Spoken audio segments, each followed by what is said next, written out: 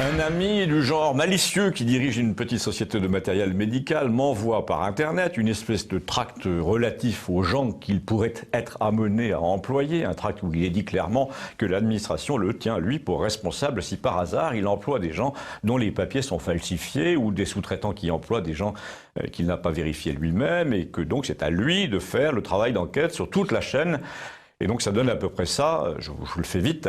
Dis donc Omar, là, sur le chantier tu dois toucher 6 000 sur 4 mois, donc tu es au-dessus des 5 000, donc je vais te demander un extrait de ton immatriculation au registre du commerce, comme ça je pourrais être sûr que tu as une entreprise légale. Ensuite je vais te demander une copie de ta carte d'inscription au registre des métiers, puis tu demanderas à ta caisse URSSAF une attestation de vigilance pour vérifier que ton petit business cotise où il faut, on est d'accord ?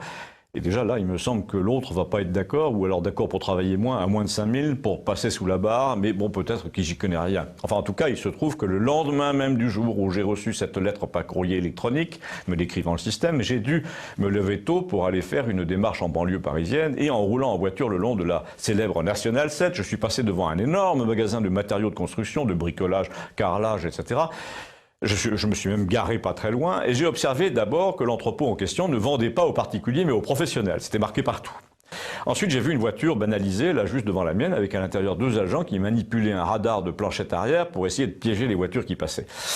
Un peu plus loin, il y avait 2 motards de la police sur un rond-point. Il était moins de 8 heures du matin. Et ensuite, j'ai vu à moins de 100 mètres devant l'entrée du magasin, de chaque côté sur le trottoir, entre 10 et 15 personnes, des hommes jeunes, noirs pour la plupart, qui attendaient et devant qui parfois une camionnette s'arrêtait très rapidement pour les prendre ou alors elle entrait sur le parking et 2 des hommes allaient parler avec le chauffeur. Alors j'ai poussé la curiosité un peu et je suis allé jouer les clients de ce magasin en m'approchant et j'ai avisé l'un de ces hommes là qui visiblement attendait quelque chose juste pour vérifier s'il était là pour travailler à la journée comme je le soupçonnais. En fait ils étaient 2 et j'ai pu entendre ce qu'ils disaient à la porte de l'une des camionnettes. Alors je vous résume, la moitié de l'échange se passait en anglais. On leur précisait bien qu'il ne s'agissait pas d'un chantier public ni en hauteur, que c'était un particulier à la campagne et le type qui leur parlait, qui était un marchand de travail comme il y a des gens qui sont marchands de sommeil, disait no risk, no risk. Oui, parce que visiblement, ils étaient clandestins tous les 2, et le no-risque, ça concernait surtout le contrôle de l'immigration. En tout cas, d'après ce que j'ai vu et entendu, ils n'étaient pas vraiment en mesure de fournir un imprimé K-bis ou une attestation de vigilance de l'URSSAF, puisqu'ils ne parlaient pas le français. Donc, résumons.